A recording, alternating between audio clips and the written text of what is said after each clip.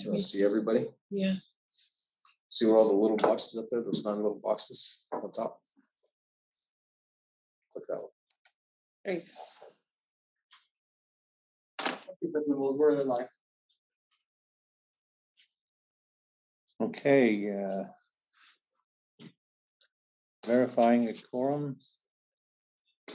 I am here. George? Yeah.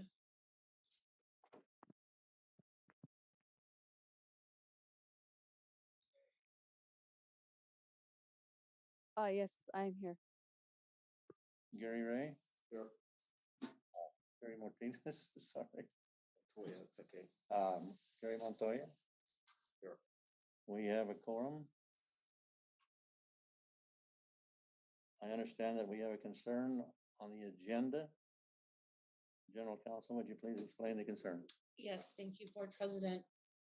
So on the executive session component of the agenda, let me just read what that says. It says convene an executive session to discuss limited personnel matters regarding legal advice and training on discharge hearing before the board. We just want to clarify a couple things. The intention of that language is not to discuss any facts or particular matters regarding pending discipline of any employee. It's merely to help the board understand their role in the appeal process. So this is a different hat than the board's usually used to wearing. The board usually wears a policy hat. And in this particular instance, in an appeal, they're wearing a quasi-judicial hat. And so the standards are a little bit different. To resolve the concern that was addressed today, or that was raised today, what I would recommend we do is have the presentation piece of this be an open session. And if there is any further legal questions or advice that the board requests of me, General Counsel, I would then recommend we move into executive session. And the reason for this is to protect attorney-client privilege, but still balancing the desire of folks to understand the general legal principles that we would be discussing. And so with that, my recommendation is that you make a motion to amend the agenda to have the presentation component of the legal training be in open session. And with that, I stand for questions. Say that again, have the legal what? The legal training component of the appeal hearing process be held in open session.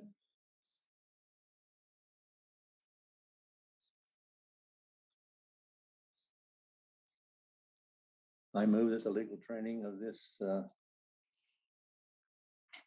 And so you can ask for a motion, usually from the president will ask for a motion, and then somebody else will give the motion in a second, usually. I'll make the motion go ahead. to amend the agenda to discuss in open session the legal advice and training on the discharge hearing itself. Do we have a second?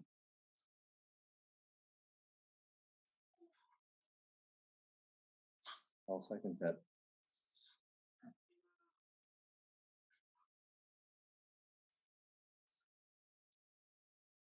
Ms. Ray, did you catch that? Yes, I did. Thank you. It's been moved and seconded that legal training be held in open session. With a second, Mr. Montoya, Yes. Ms. George.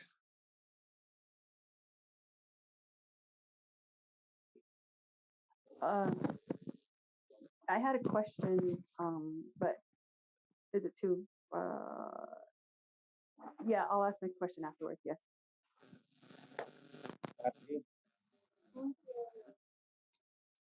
I'm sorry? Do you vote yes on that or nay? Yes. That's Ms. George. Ms. Haskey's on mute. She's on mute. Yeah. It's right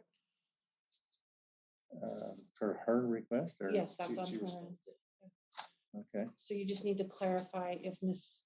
Haskey is voting on that matter. Ms. Askey, are you voting on that matter? Can you tell me what I'm voting on, please? Ms. Vice President Haskey, we are the motion on the table is to amend the agenda so that the training component of the hearing process be held in open session instead of an executive session. And then if there is further need for legal advice, we would do that in executive session to protect attorney-client privilege. Then I vote yes. Yes. Thank you.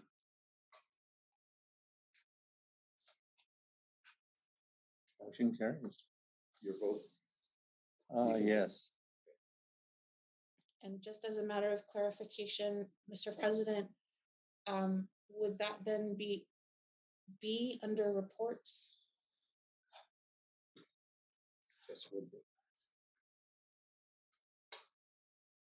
I thought it would be under, It would be reports. okay.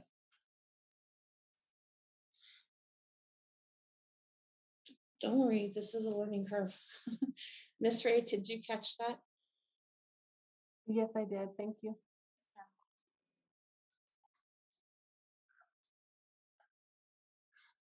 Okay.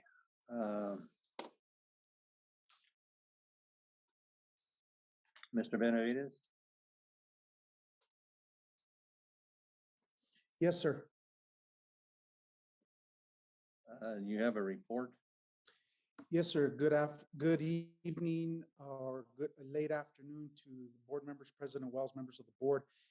This will be a report done by myself and General Counsel.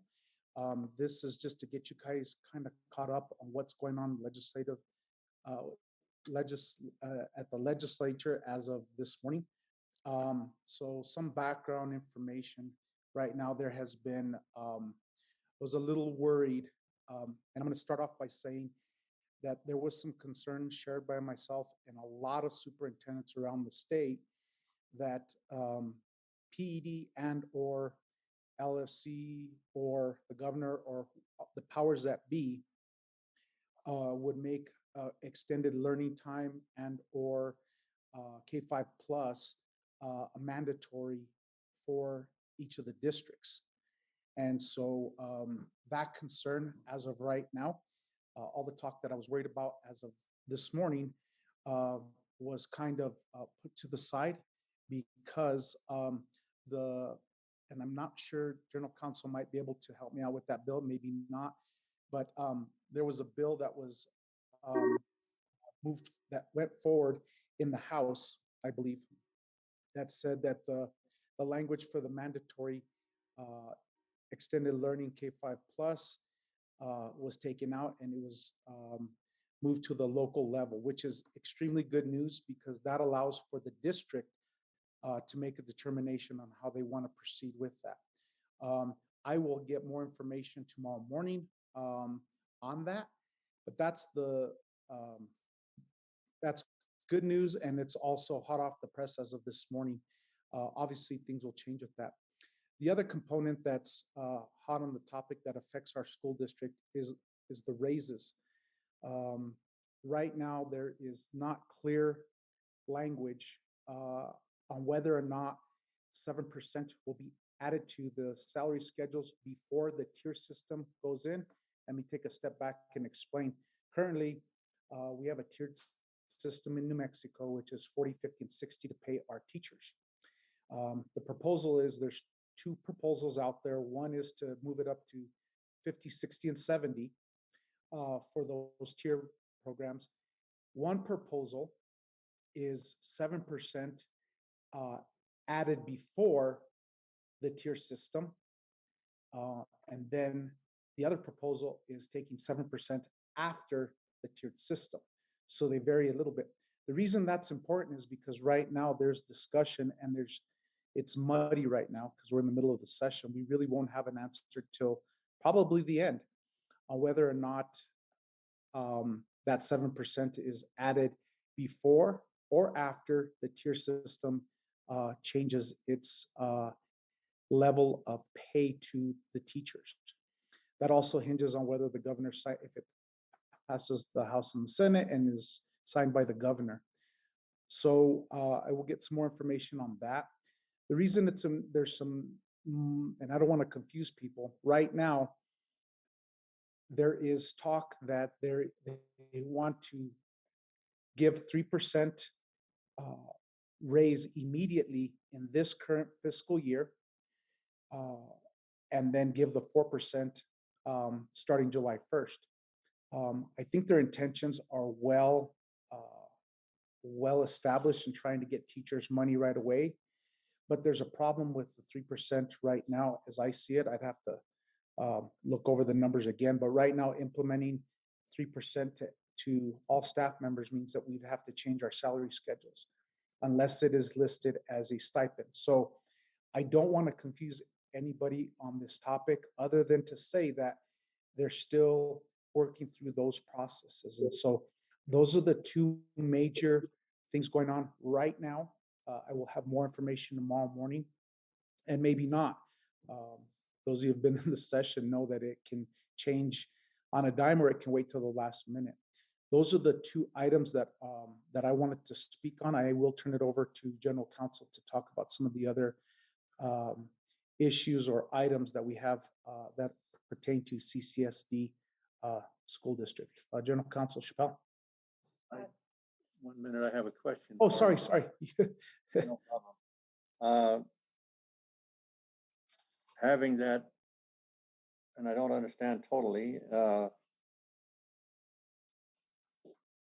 having that percentage before or after, which benefits the teachers the most?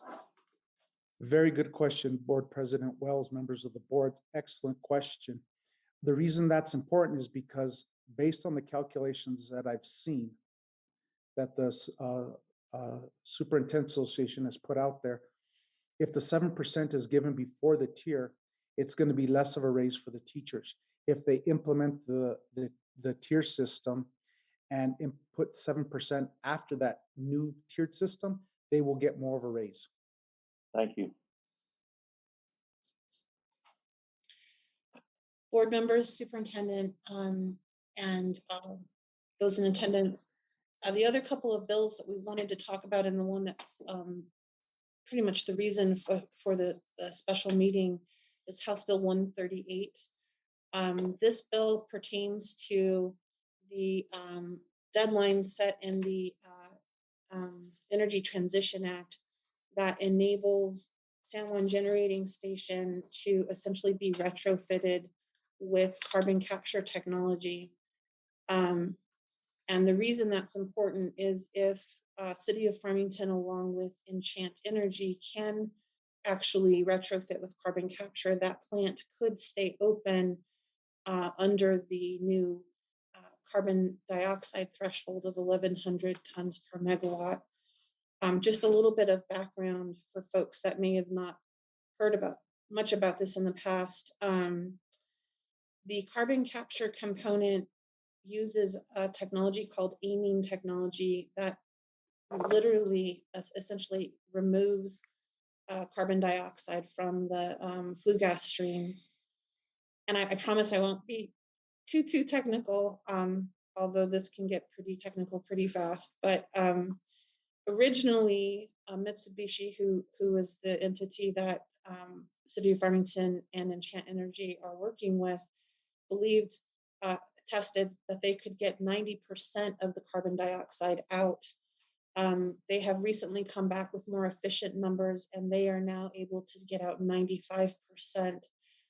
Just by way of kind of comparison, natural gas plant has emissions from a CO2 standpoint of about 1,100 tons per megawatt hour.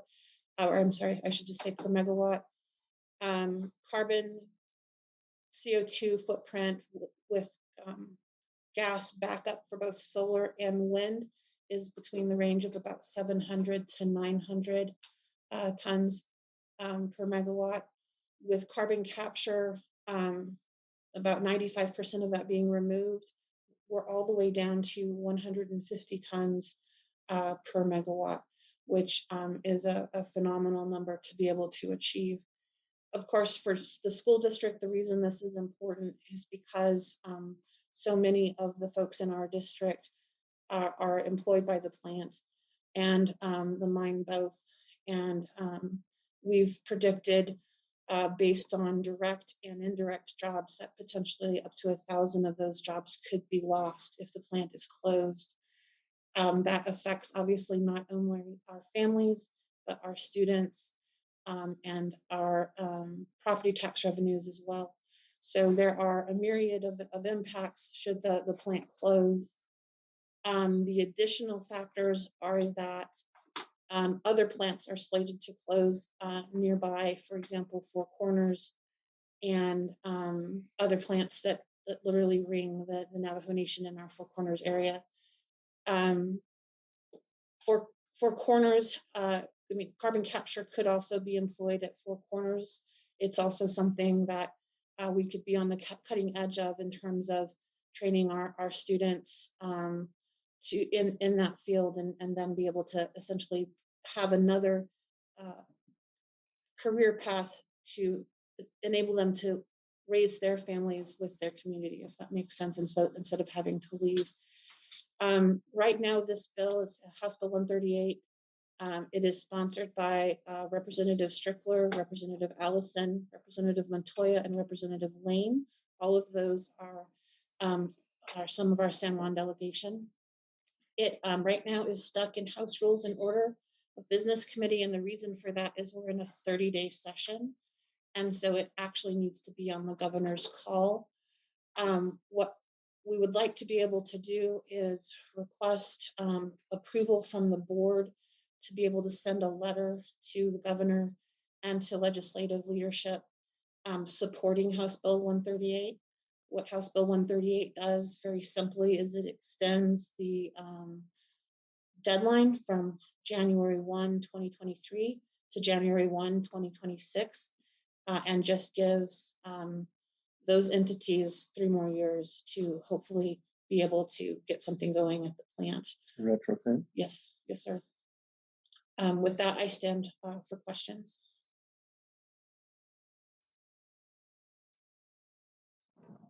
I have a question, Board President. Go ahead. What legislation was this that we're on right now that we would be in support of? This, Vice President Haskey, is House Bill 138.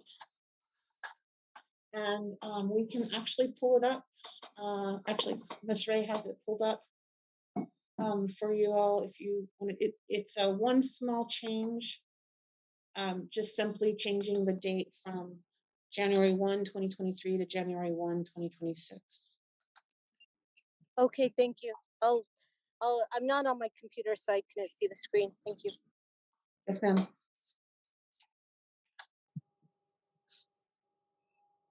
President Wells, Yes, I have a question. go ahead. Ms. Aspas. So, on this, bill,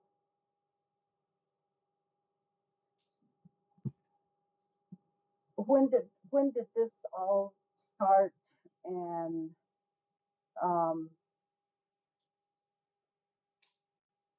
and the people like Balzano and all these other, that are working, I'd like to say for the district, but I think it's for Ms. Chappelle.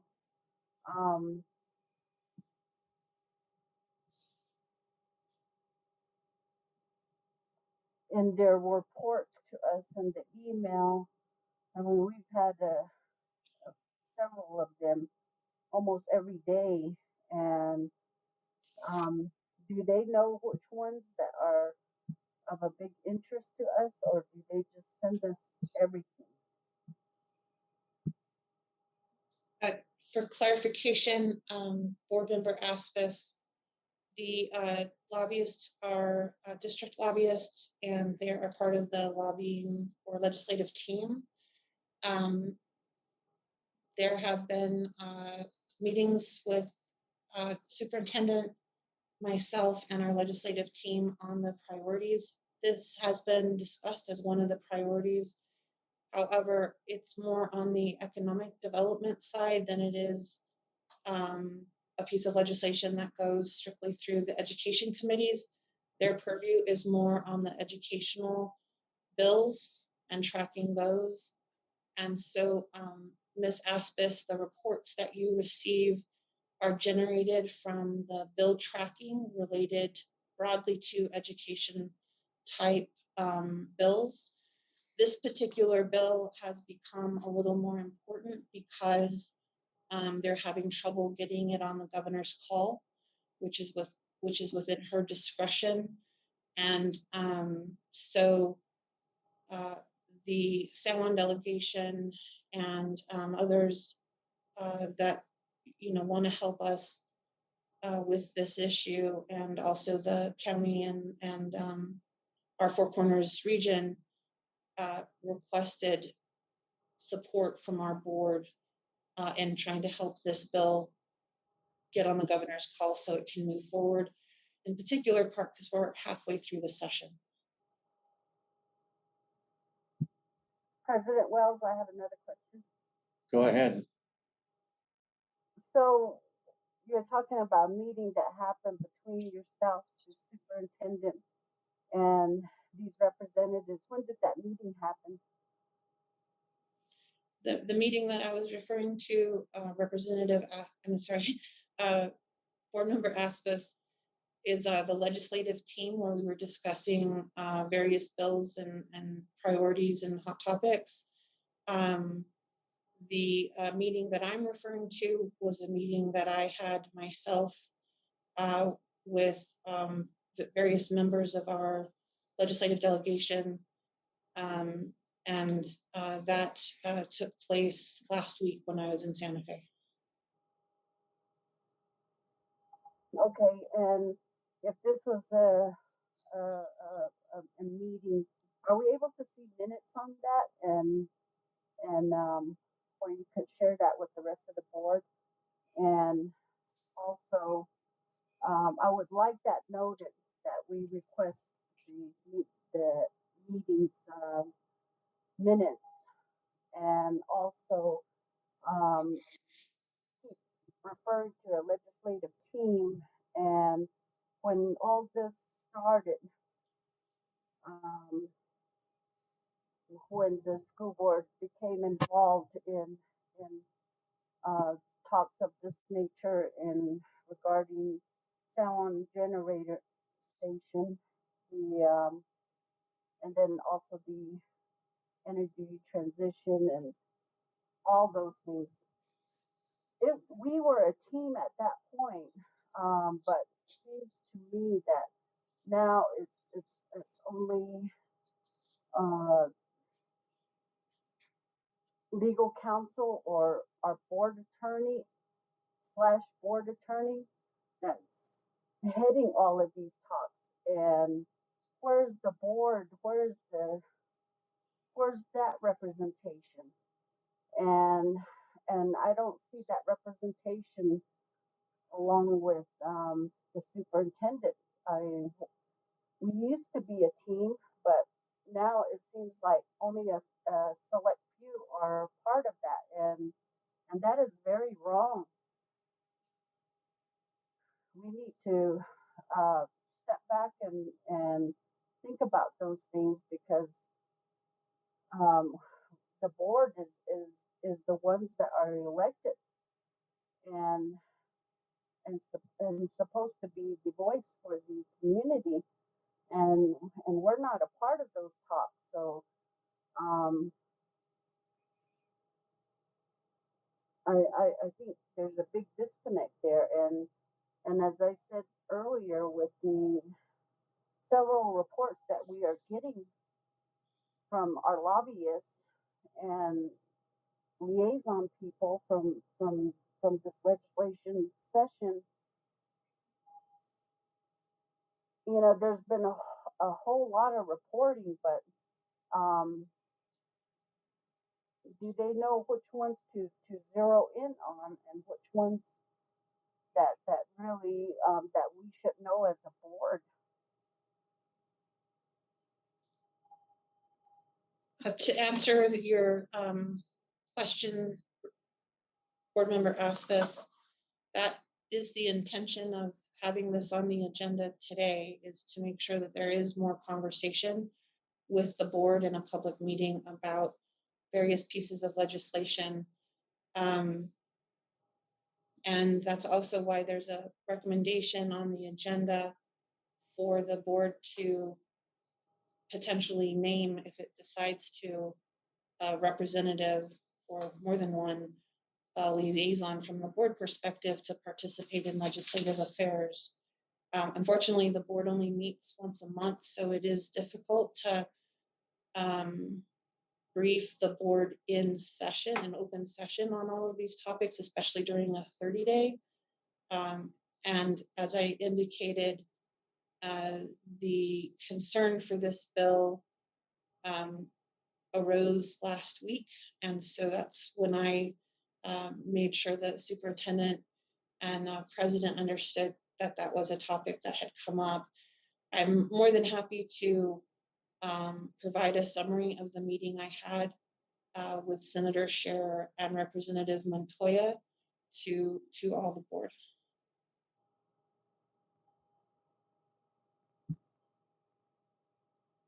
Mr. President, I have a couple of questions. Go ahead. Thank you. First of all, are we on open session right now to the public? Yes, we are. Okay. My second question is, I agree with Ms. Astis. Right now, the deadline that you need from, I'm sorry, right now what you need from the board is a vote to continue the deadline of January 2023 to January 2026, correct? Is that the only thing that you're needing from the board? Secretary George, yes. What I'm asking is whether or not the board would support writing a letter to the governor and legislative leadership supporting this bill. Okay, and then my third question is, I know that this just came up last week. I've been watching the sessions, or keeping up with it, trying to. But this is something that, I mean, we're talking about you mentioned our students, our parents, and yes, it affects them. They should be included in this in the open meeting. I mean, you know, the meeting that took place already with the superintendent, with yourself and others that sat in this meeting, and you went down and you guys assessed the major needs that needed to be addressed in um, the session in Santa Fe. I think that this really needs to go to our constituents, our voters, our parents, our grandparents. We seem to be leaving them out. And I know this is a time constraint, but we are representing these communities here. And, instead of the board asking us at the deadline, you could get the support of the community. I mean, the schools could ask the parents, communities from the chapter houses can write in, and in support of what you're needing. And it would mean more because they're the stakeholders. So that's just my That's just my piece of it, but I do agree with Ms. Aspis. Thank you. President Wells, Go ahead. I have a question. Okay. Right now,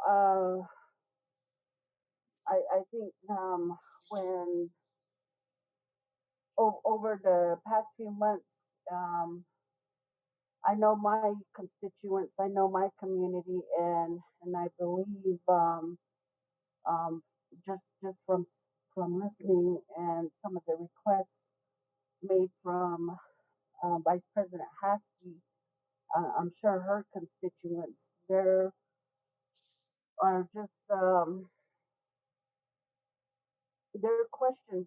Well, I only really should speak just for my constituents that um, they're very concerned about the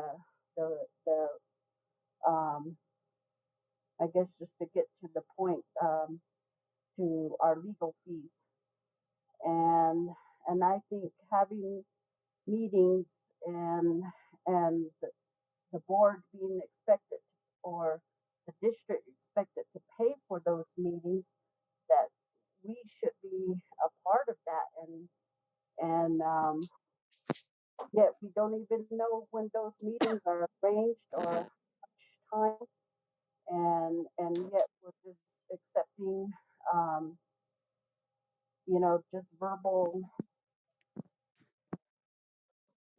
just somebody verbally saying that the meeting took place at this time um, and yet where district dollars are being used, money is being used, and so far from what I've seen, our legal fees are outrageous.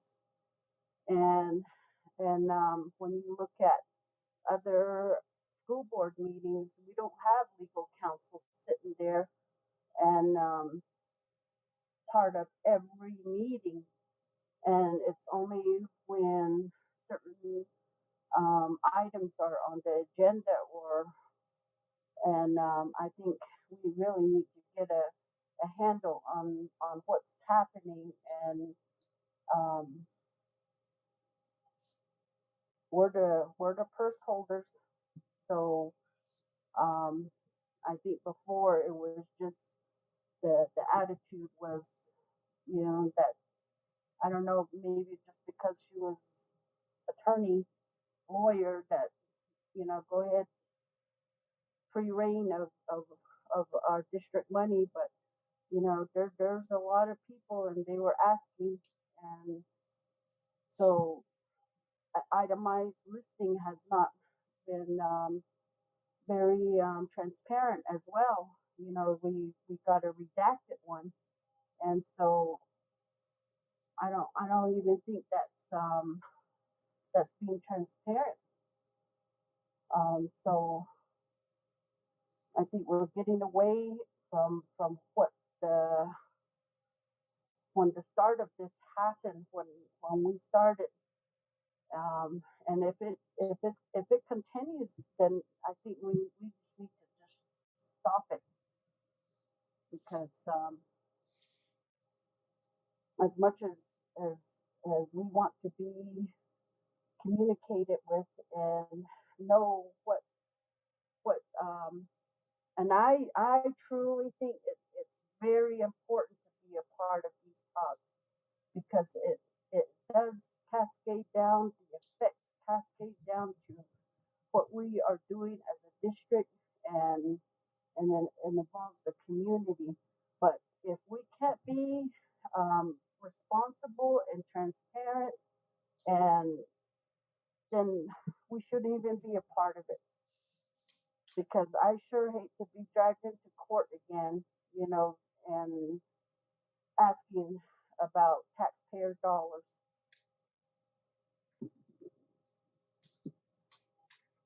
I wish to make a comment. This legislative session that we're talking about and the issue that came up, which brought about the meeting, is a short session. My understanding is a 30-day session. And we're in the middle of that session now, so I think what is being asked, if I understand correctly, is board approval to petition the legislatures to grant an extension to the power plant of 3 years from 2023 to 2026. I think Council Chappelle has said that she would be willing to provide minutes or a summary of that meeting. I agree that we can take this to our constituents, and that we should, and have them agree to it or disagree. However, I believe that because of the constraints of time, I would like to see the board approve petitioning the legislature to grant that extension, to be able to see if we can retrofit, not we, to see if B&M power plant can be retrofitted to provide the necessary reduction in CO2 gases in order to be able to save the plant and thus save jobs, both from the generating station and from the mine that provides the coal. I think our constituents need to know what the board is supporting, but I would hope that the board would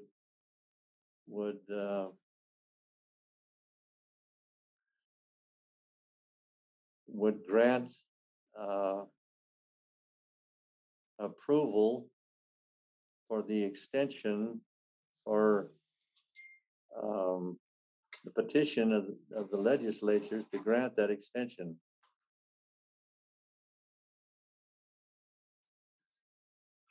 Yes. And with that, I think the request to have board member representation as part of this process is an important one. And that's why I felt it important to include that on the agenda, that the board representative or representatives be named and participate in that process, so that when those meetings come up, and they often come up last minute, we would be able to have that liaison, that board representative. As you know, we can't have a quorum in that setting, and so we're trying to balance that predicament.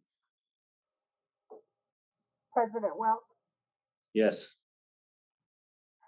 I have a comment. Go ahead. So at this point, I do not mind supporting that bill that the Chair Montoya, Allison are sponsoring. I don't mind going ahead with that piece, but to I as far as two board members or a board member, I think it should be all of us. And the quorum issue, there's just notices that need to be made to everyone or public, saying that there may be a possible quorum. But And I don't think it's a good idea to limit it to 2 people. I have a question.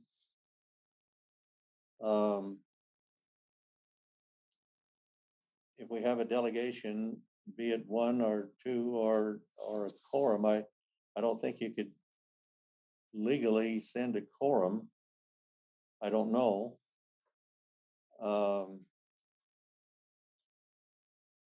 If we have a delegation of 1 or 2 at the session or in the meetings, and they brought back a detailed report and posted that online, would that be adequate? Would that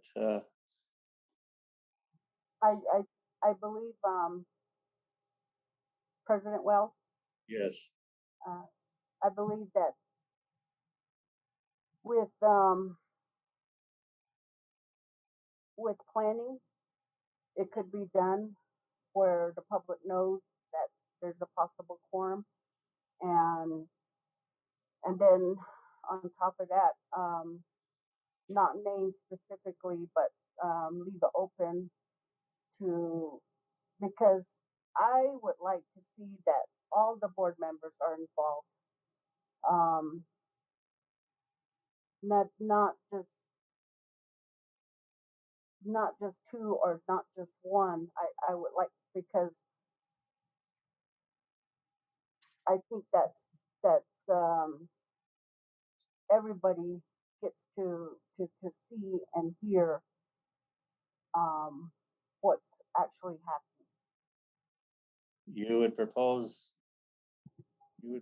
sending the full board to the legislative session then?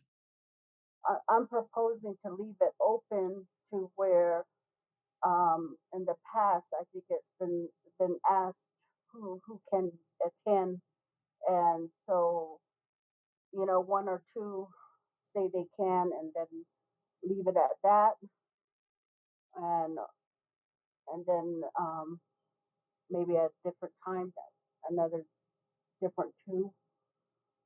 I see. Okay.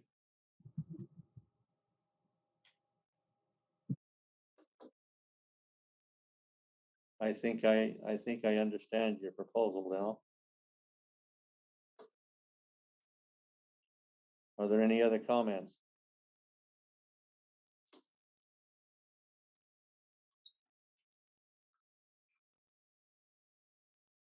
President Wells, I Yes, have my comment is I agree with Ms. Aspis. Thank you. thank you.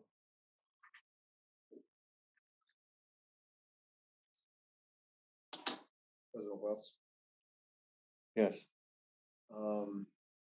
understanding the initial reason why we're here. Again, I'm assuming that the superintendent and the general counsel will draft a letter of support from the school board to submit that as soon as possible. So I move that a motion be made to draft a letter of support regarding HB 138 and the extension of time.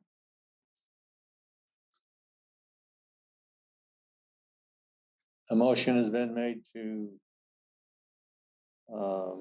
draft a letter. Does everyone understand the motion? Yes, I that's what I was saying earlier. I would like to see us support that bill. We have a second to that motion. I will second the motion. I'll second the motion. Thank you. Ms. Husky, was that you? It's hard to know. Yes, it is. Sorry, my voice is just coming back. Understand. Thank you, Ms. Haskey. Then moved and seconded that we ask council and the superintendent to draft proposal for the legislature to represent, or the board to support that bill in the legislature.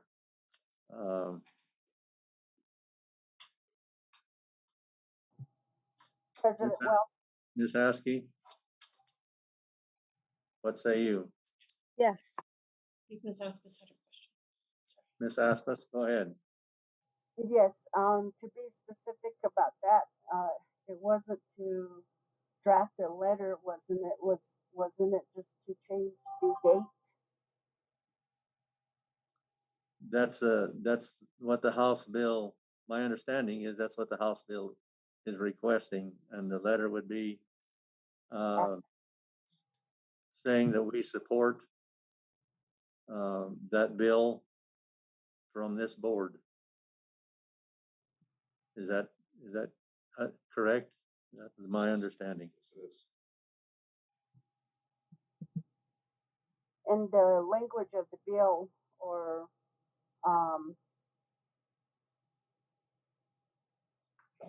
well, and that language, is the date being changed? Yes, Okay, all it's doing is granting an extension for the plant to stay open, mm-hmm. give it time to retrofit and see if their statistics prove out, and we'd be able to thereby save the plant and the mine, and save jobs and keep the plant open. Yes, okay.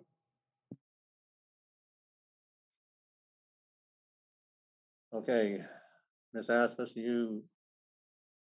I'll vote you. Yes, I vote yes. I think we heard from Sister. Do you want me to give you the list of people up there? Yeah. Just the mouse. So you can see better. Go to Ms. George. Ms. George, what say you? Yes, I'm in agreement. Did you hear me? Yes, I'm in agreement. We've heard from Sister Asmus, Sister George. You need Haskey and Montoya. Did we hear from Ms. Haskey? Not yet. Ms. Haskey, are you in agreement? I am in agreement. Thank you. Thank you. And I'm in agreement. And Mr. Montoya? Yes. Okay. Are there any other questions? Any other from any of the board members? Any other clarifications? The only one I have, Board President, if I may, please. Go ahead. And regarding the legislation of the insurance bill for the educators. I don't know what that legislation is numbered. Mr. Pell, would you have that information? It's the two bills are House Bill 50 and House Bill 73. 60 and 50, 50 5-0. and House Bill 73. The main bill that has already received some amendments and is the one most in play is House Bill 73. And when you all are in Santa Fe this week, we will obviously be able to address these in more depth in your meetings. We do have some meetings planned with legislators, with board members as well. So there'll be more explanation in Santa Fe Yes. on that. Okay, thank you. Can you do a quick overview, please? Actually, our superintendent understands this issue a little better than I do. So I would defer to our superintendent on the explanation of House Bill 73. Superintendent, could you President expound? Wells, yeah, no problem. President Wells, members of the board, real quick, a synopsis is the legislation wants to up the contribution of insurance to a percentage. The last percentage that I was aware of was 80% instead of 60%. Currently, the district pays 60% and the employee pays 40%. And this legislation, the other one, have talked about going to 80% from the district or the employer, and the employee would pay a lesser amount. It would go to 20%. If I'm not mistaken, I'm pretty sure, but I could be wrong. Currently, para is either at 80% or 100%, where the employer pays for that percentage for the employee. And so the idea behind this and the other bill is to make sure that we eventually, I should not say we, but the legislature gets it more in line with para insurances. There is some concern from in these bills that it would put a burden on the districts, but from what I've been told from my colleagues is that as long as it's backfilled by the legislature, then it's a good thing. And it actually is an overall good idea because it would allow for the employee to receive more of their paycheck. At this time, Board President, I stand for questions. Board President, Go ahead. pursuant to what the superintendent has stated, over the past number of years, whenever there's an increase, it's generally eaten up an increase in the insurance, which is never realized by the employees.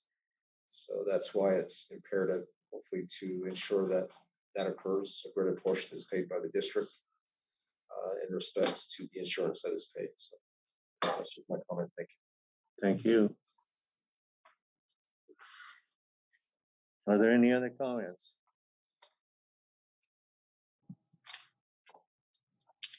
The time is, President Wells, go ahead. Superintendent Benavides, you were going over the percentages and I believe the one that before I got on, you were talking and you were saying something about a 4%. And is it my understanding, I guess, that anything around that percentage is just basically a cost of living adjustment? Board Member Aspis, President Wells, members of the board. I'm gonna, if you don't mind, Board Member Aspis, I'm gonna answer it in probably 2 or 3 segments. Would that be okay? Yes, that's fine. So what I was talking about when we first got on when we started the meeting, I had mentioned about the raises, and the 4% that I mentioned was how the legislature may, and I use the word may times 10 to explain that they may want to cut the 7% raise to employees, give them 3% now in this current fiscal year and 4% July 1st. That's not a done deal. That's what's being talked about as of this morning. So that's referring to that. As far as the percentages that I was just talking about are referring to the insurance piece, where people in the district, if they choose to get health insurance and those type of things, currently the way it is, the district as ours, for example, pays 60% of that bill, and the employee kicks in 40%. And again, I don't know where this bill is going, but what I've been told is they want to be able to raise that for the employer to pay 80% and reduce the amount the employee gets to address the third part that you just mentioned, the cost of living that you refer to. So it's a little of both when you're talking about the 4% raise for salary. But as Mr. Montoya said, this particular piece of legislation, if it gets passed, would allow for employees to get more of their paycheck, whereas in the past, they haven't got that much because even if they got a 2 or 3% raise, even 4% raise, NIMSIA would raise their rates to offset some of the issues that or protection that they provide as an insurance authority. I hope that makes sense. Board Member Aspis, President Wells, members of the board. Yes, it does. What happened to didn't I hear before that they were shooting for 10% raise? Board Member Aspis, President Wells, members of the board, that was talk. I don't think that's going to go anywhere, but you have to keep in mind, again, this is all speculative, what I'm going to say. If they get, it could be a 10% or it could be more depending on where you are on the levels. As an example, and one more time, as an example, if they put the 7% in after the tiered system, meaning they raise it from 40 to 50, from 50 to 60, and 60 to 70, then they give a 7% raise on top of that. It would be, in some cases, not all, but in some cases, some employees may receive a higher percentage. So that would be above the 10%. The 10% that was thrown around probably a couple of months ago was a talking point because there were different LASC, LFC, and the governor / PED were considering some kind of a raise. So I haven't heard anything specifically about a 10% raise to answer your original question, but that kind of summarizes what's been taking place in the last probably 3 days. I hope that makes sense, Board Member Aspis. Okay, thank you. President Wells, I have a question. Go ahead. Mr. Benavides, how does that raise affect on the tiered system if staff are not on a tiered system? The tiered system is for the teachers, correct? Correct. Okay. So how would that benefit? Go ahead. Oh, sorry. No, there was a pause there. So I apologize, Secretary George, President Wells, members of the board. My understanding is that there's an issue of compaction with that because it affects administration. And more importantly, it affects those employees that aren't on the tiered system. So my understanding, and I will get clarification for you because it's still convoluted and it could change. I could get you an answer tomorrow morning and it could change on Friday because it goes to the committees. But as an example, that 7% would be given to those employees to the district so that we would implement that 7%. That's one proposal. Okay, thank you. President Wells, I have another question. Go ahead, please. With that said, let me see, I just lost my train of thought here. Sorry. Let me see. With that said, the teachers or staff who are, oh, you mentioned that the 3% would be proposed immediately. Excuse me. And then you had said earlier that if that was the case, that you guys would have to adjust salary schedules. Is that something that can be done quickly? If this 3% is done immediately. I mean, I already know the answer, but I mean, I've seen us push things through, that was important to others. I've seen it pushed through, and I think this is something that should be pushed through, but I'll let you answer that. Thank you. Secretary George, President Wells, members of the board, great question. As I stated at the beginning, it's a hot topic amongst superintendents because, as you say, if the legislature really wants to push something through, they can. The problem that it causes if they were to cut that 7% and give 3% now and 4% later, that means that all everybody that's eligible for that 3%, which would be all employees, they would have to, we would have to go back and calculate that and give it to them. The reason it's a big deal is because it would take a lot of time for the district to wait for the final PED unit value to come into effect. So we just got one last week, but then they would have to adjust it for moving forward. I'm not sure if although I agree with the ideology behind it, meaning I like the idea of giving people a raise immediately, the 3%. It affects all districts and how they finalize their budgets for next year, and more importantly, it affects how they close their books for this past year. It could be, and this is what most superintendents, including myself, are. It could be, as an example, an issue with audits and paying somebody now, and then it carries over so to the new fiscal year. So the cleanest way, in my humble opinion, is to give that 7% starting July 1st, like they have in the past.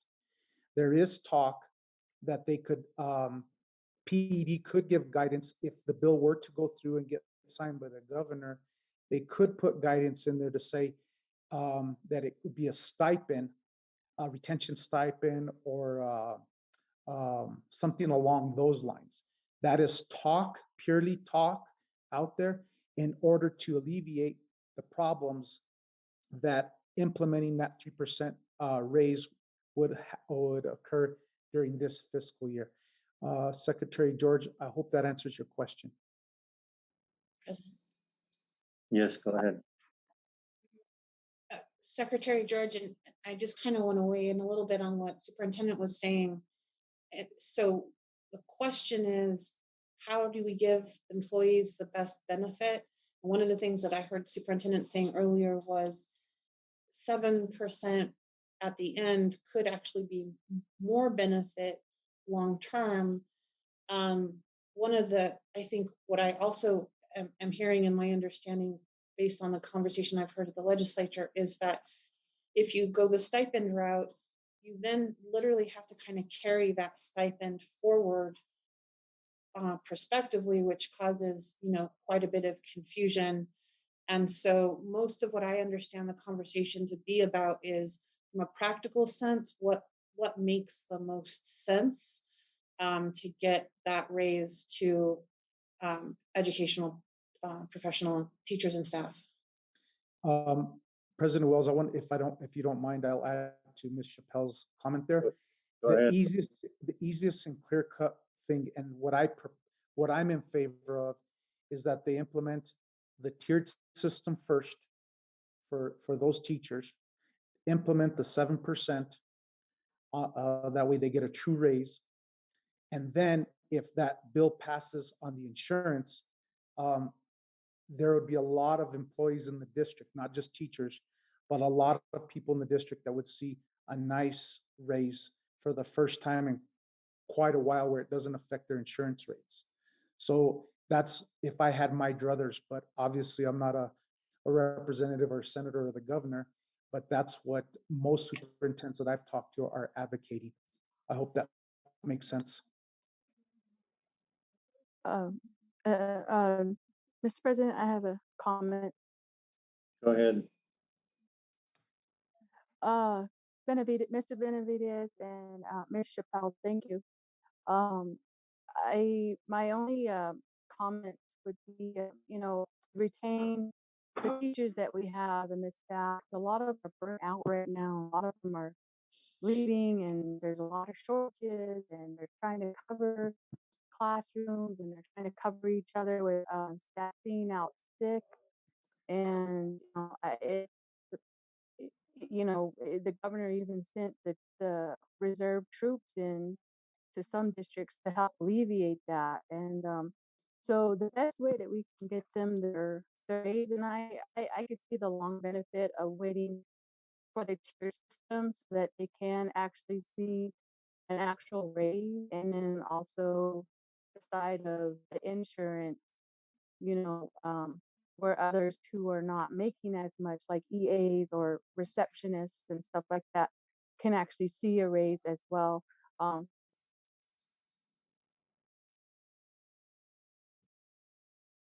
Board President, I believe Ms. George was taken offline. I'm not sure why. I don't know either, but she cut off somewhere. President Wells, I have a comment or question. Yes, go ahead. Superintendent Benavides, I'm trying to formulate this question, but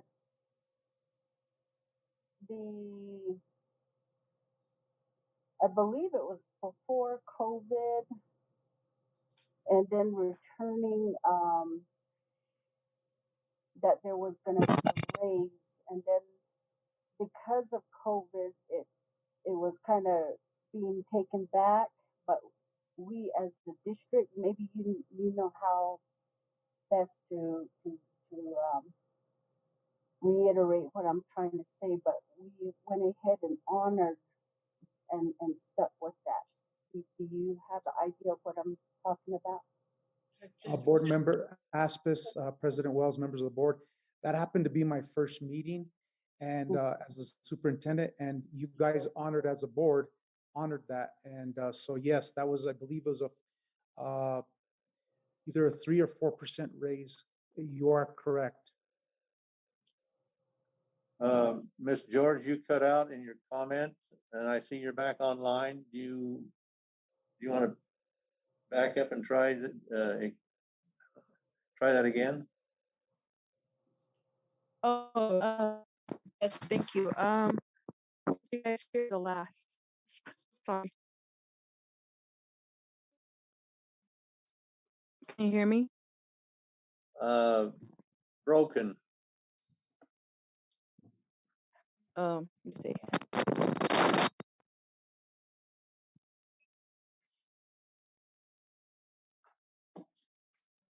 Can you guys hear me?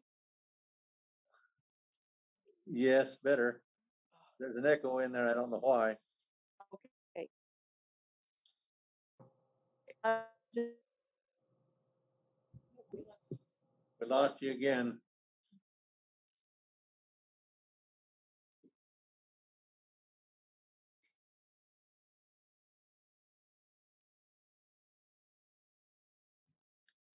President Wells, since she dropped off, may I ask Board Member Aspis if I answered her question?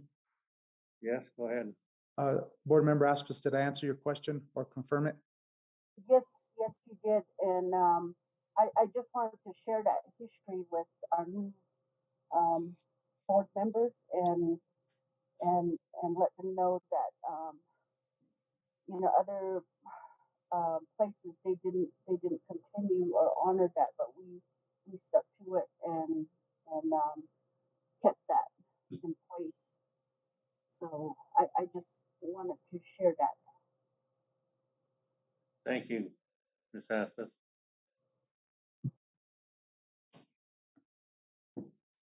Are there any other comments or questions?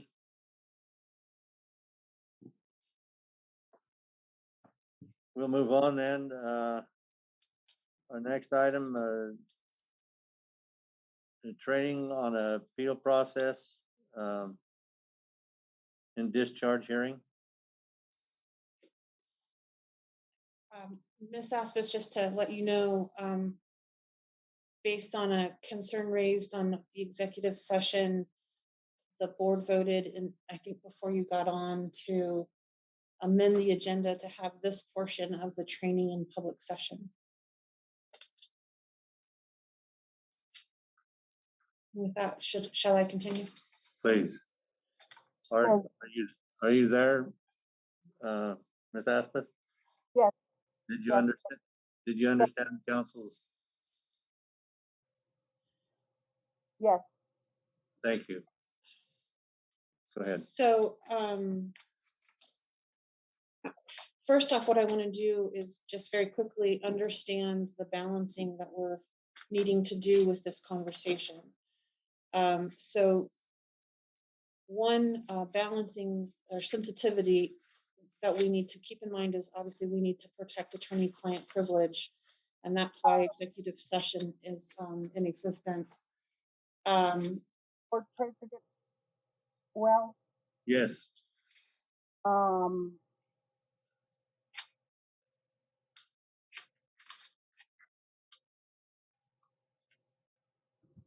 I think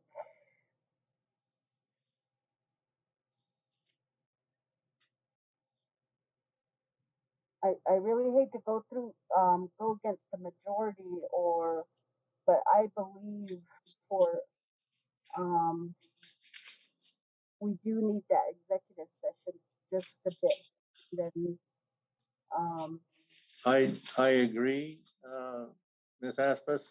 What we're doing right now is keeping in line with the Opens Meetings Act, according to the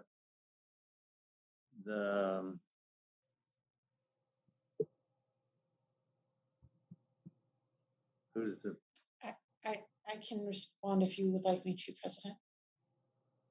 go ahead. Board Member asked us, what I'm going to do is kind of talk about what would be appropriate to have in public open meeting, which is just a discussion of the policy, and then reserve actual legal analysis and advice for executive session. And that was the resolution brought up to the concern, so that we are both being transparent with what is in the policy and that conversation, but also protecting attorney-client privilege. so I think we're going backwards. I think we need it first, um and then do the open. I it's up to you guys. I think we need to do the executive first and then I got a call this morning because of the wording, Ms. Aspas, from who did I tell you? Eva Kokoska, She represents the union. from the union, because on here it had the training to be done in executive session, and they were there was a concern from the union that this portion of it, the training on what was to take place, had to be in open session. And in discussion with them, they agreed that this training process could take place in the open session, and then convene for the hearing. Legal analysis. So Thank you. Board Member Aspis, I'm comfortable giving you kind of the overview in open session and then convening to answer questions in executive. And the reason I'm comfortable with that is much of the material that we will be discussing is what's directly from the policy, and it's information, for example, that you may receive from a workshop on the topic. And what I'm going to do on the record is establish that there is no waiver and the reason we're doing this. And so I do feel comfortable proceeding in that fashion. Well, I'm just going on what I've seen over the years, and I believe that you know when new board members came on, and then we had such a thing as a hearing, and we were taken with our board attorney, and it wasn't so much of um, a formalized training. It was, it was just a very quick, and then what we needed to no, and then that was that. And Yes. then but that was between the that was an executive session, and then we went into the hearing. So, but I think right now, as you're going forward, I just really, there may be some questions that come up, Mhm. and then um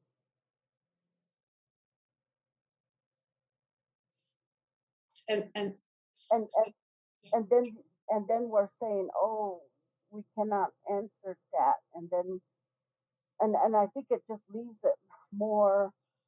um I think I think if we do the first one, then um we get the rules, and then we can come out and then do the training. Then we know what not to ask and what. I don't know. That's all I'm saying. okay, so um, board member asks us, boy, it is so hard for me not to say secretary. I will retrain my brain. I apologize. Um, Just so you finish my last name.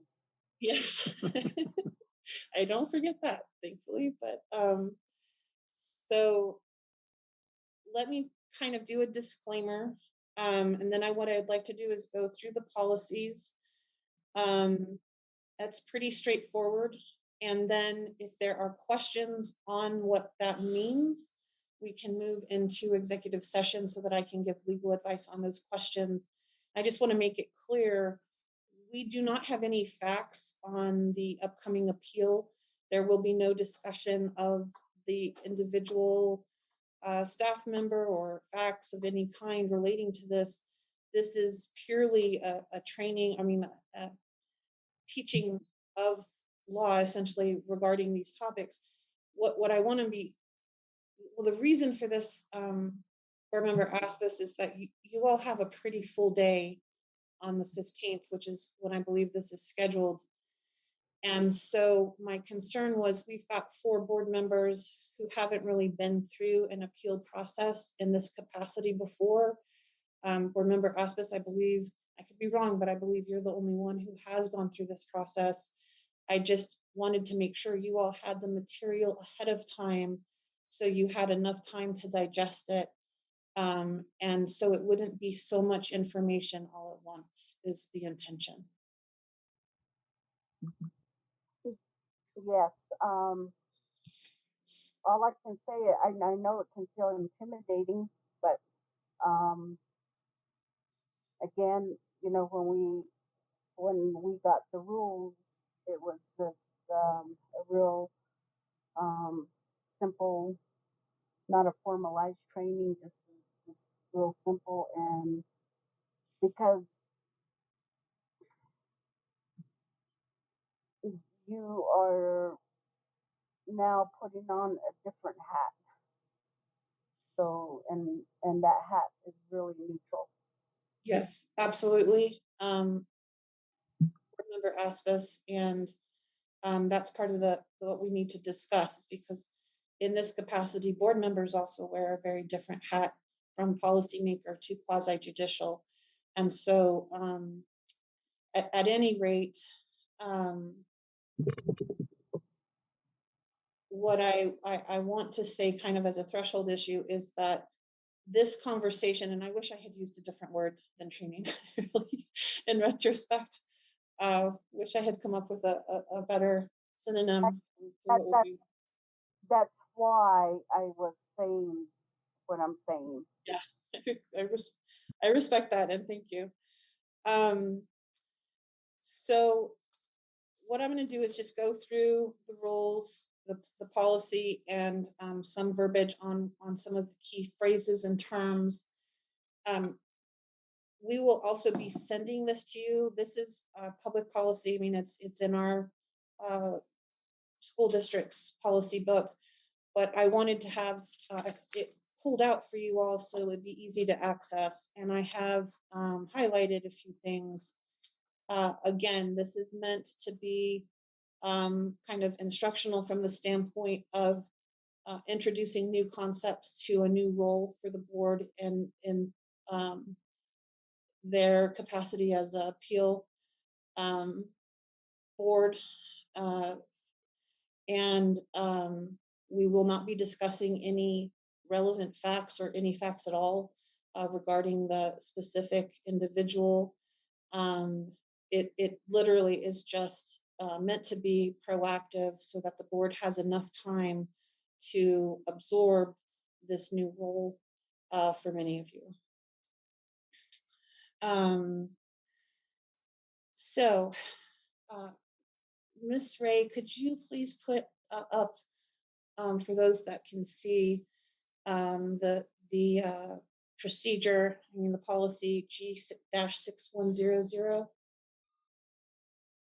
And this is in board docs. If you all don't have access to the screen, it is in board docs as well. And we will also be emailing it to you.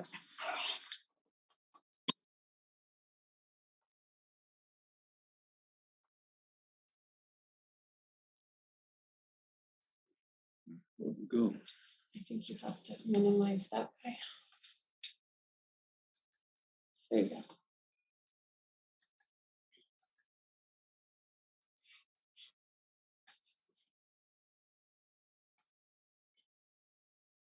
Yeah. Okay. So the very first page gives some introductory, thank you, information. And for example, these definitions are important. This doesn't move very fast, does it? I can, it seems to have a lag. Oh, because I'm viewing Sharon's screen. That's why I can't control it. Sorry about that, Sharon. Okay, so Sharon, if you could just scroll up a little bit so that discharge is kind of, there you go, that's perfect. So oftentimes the term discharge and terminate can get interchanged. So in this setting, termination refers to when a contract isn't renewed, and discharge refers to prior to the end of that contract, the potential for an employee to be terminated. That's a little confusing, but I just want to point that out because it's easy to mix those terms up. The primary standard that is employed is to determine whether there is just cause for the action being taken by the superintendent. In this case, termination. I'm sorry, a discharge. Prior to about 2004, boards were the final decider on hiring and termination. After about that time frame, House Bill 212 gave that primary responsibility to the superintendent with the ability of employees to request an appeal from the board. Throughout the policy, you will see a reference to the governing body, and the governing body references the board. Ms. Ray, if you could go to the next, top of the next page where it says categories of misconduct. So these are examples of misconduct for which employees may be disciplined. The reason I highlighted but are not limited to is so that we understand there are things that may not be captured by the language in these bullet points that could potentially come up. Moving forward, the policy discusses kind of general provisions for discipline. It discusses minor discipline, and There is some language on page 192 discussing termination. The language that we are most concerned with for this purpose and this appeal is found on page 194. Oops, sorry, I apologize. It is found on page 196. Discharge per NMSA 22-10A-27. And that's on page 196, Ms. Ray.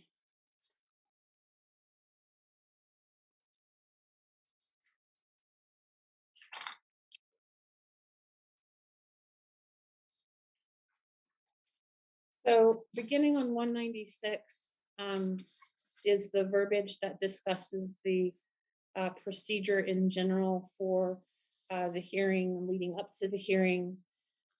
You'll note towards the bottom of page 197, Ms. Ray, that I have highlighted this bullet point here.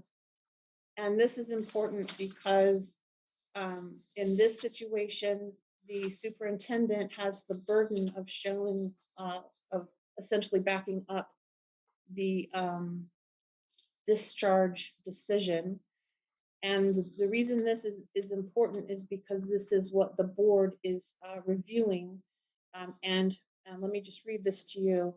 The superintendent shall be required to prove by preponderance of the evidence that just cause to discharge the licensed school employee existed at the time of the notice of intent to discharge.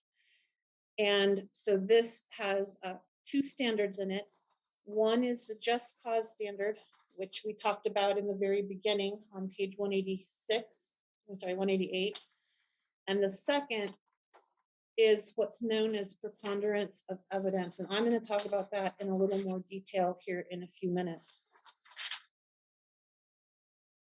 It's also helpful to understand the next step. So let's hypothetically say the governing body, meaning the board, makes a decision on the appeal. And let's say that the employee, the subject employee, wishes to appeal the decision by the board. That's handled under page 198. And the topic for that is discharge, arbitration appeal pursuant to NMSA 22-10A-27. And the reason it's important for the board to have knowledge of the next step is because it's important for the board to know if the decision is appealed, what the standard will be in terms of review of the board's decision. And so you'll note that I have highlighted a few items on page 199 and 200, and let me just read those for you just to highlight them. And one is the governing authority shall be required to prove by preponderance of the evidence that just cause to discharge the certificated employee existed at the time of notice of intent to discharge the employee by the administration. So I just think it's important to note that the burden moves from the superintendent to the board under arbitration. This is another important point under the hearing procedure, and we will talk about this more closer to the hearing, but it's more of a relaxed proceeding than a court proceeding. And let me read this to you. Technical rules of evidence shall not apply, but in ruling on the admissibility of evidence, the independent arbitrator may require reasonable substantiation of the statements or records tendered, the accuracy of truth of which is in reasonable doubt. So, and then just to highlight page 200, additional provisions and conditions. This is extremely important because regardless of whether this is an appeal hearing or a hearing under arbitration, there are strict rules against ex parte conversation. And what that means is that the board members sitting and general counsel as well, sitting in their capacity for this hearing, cannot have conversations on matters of substance without the other parties present. So let me just read this to you. During the pendency of any hearing, neither the licensed staff member nor the supervising administrator shall contact the superintendent or a governing authority member to discuss the merits of supervising administrator's recommendation, except as provided by this policy. I do want to back up real quick to the hearing itself on page 198. Thank you so much. And if you could go up just a little bit more, there you go. So during the hearing, the only information that the governing authority, i.e. the board, can use to make its decision is the evidence that's presented at the hearing. And the board is guided by this policy to consider only the evidence that the board believes is reliable. And that's important because that plays into the preponderance of evidence standard. So just a quick high view of the policy itself.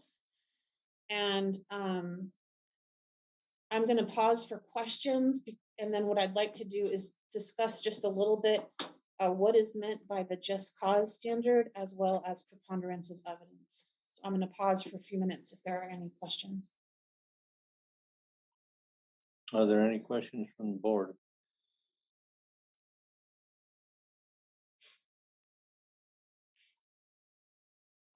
I do not have any questions at this time. Thank you. Thank you, Ms. Heskey.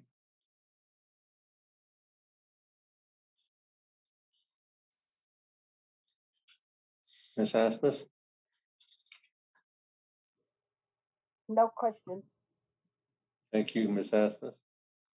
Ms. George? I'm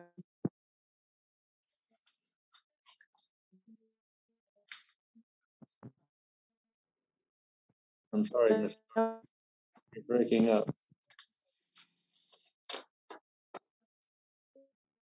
I'll assume you have no questions. No, go ahead. I have none. Okay. So in terms of looking at the just cause standard, it's essentially what you're looking at is whether or not the superintendent provides enough evidence to show that they had a good reason pursuant to the policy for the reason for the action being proposed. Preponderance of the evidence is a little tricky, only because we hear on TV things like different types of standards. And so there are 3 different types of standards. One is preponderance of evidence. One is clear and convincing evidence. And the last one is evidence beyond a reasonable doubt. Oftentimes we hear a lot about the criminal standard, which is beyond a reasonable doubt. And so I thought it might be helpful to hear the context of those different standards. So preponderance of the evidence means essentially that if the party who has the burden, in this case the superintendent, satisfies the burden of proof by offering evidence that demonstrates their claims have a greater than 50% chance to be true, the clear and convincing evidence standard is higher than that. And so essentially where the preponderance of evidence standard requires the plaintiff or the person having the burden in this case to tip the scales towards demonstrating fault, clear and convincing standard needs to demonstrate that the fault is highly and substantially more probable to be true than false. So it's just a higher standard above the preponderance of evidence. And then the evidence beyond a reasonable doubt is that that the standard requires there to be sufficient proof such that no other plausible account or conclusion is possible. Not necessarily absolute certainty, but very close to that standard.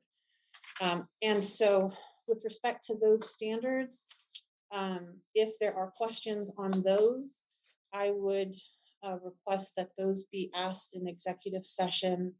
Again, we will only stick to the standards without any mention of facts regarding any potential employee in the district, just the standards.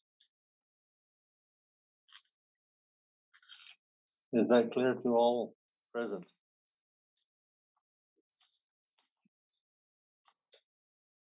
Yes, it's clear. Thank you.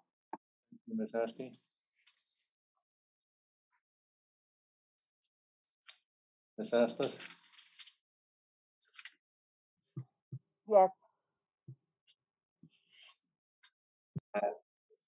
Yes, Board President, it's possible that folks don't have questions on these and we may not need executive session. So I just wanted to throw that out there as well. Well, it's on the agenda. Let's go ahead and. Mr. Montoya, is there any question regarding this? Make a motion to go into executive session. Make a motion to go into executive session. The time is 6:08.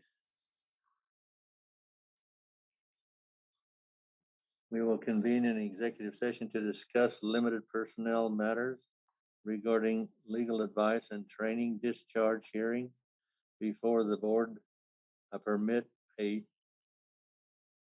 As permitted under NMSA 1978, section 1015-1 H2 of the New Mexico Open Meetings Act.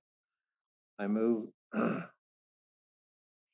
Just a point of clarification, President, you have a motion. I need a second. Yes, sir. I need a second to that motion. I apologize.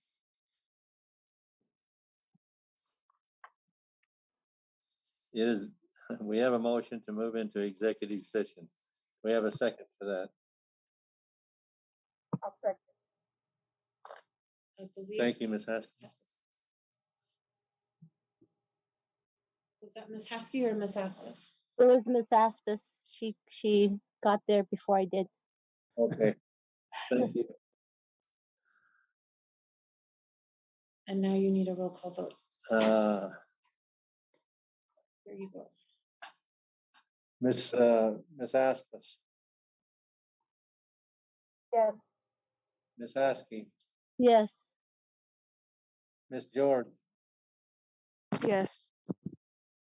Yes. Mr. Montoya, and Mr. Wells, yes. President Wells, may I ask a question? Certainly. President Wells, members of the board, this time I respectfully request that I be excused as I cannot be in the executive session. And since there's no further business on the agenda, I ask respectfully to be excused from the meeting. You are excused. Thank you. Have a good night. You.